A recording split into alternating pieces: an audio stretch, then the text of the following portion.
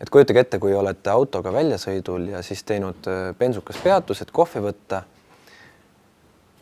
Järsku avastate oma autost kaks täiesti võhivõõrast inimest, üsna täbaras olukorras tegelast, kes keelduvad välja minemast ja nõuavad, et need kohale viiakse, aga kuhu või mis neil täpselt vaja läheb, see jääb segaseks kõik.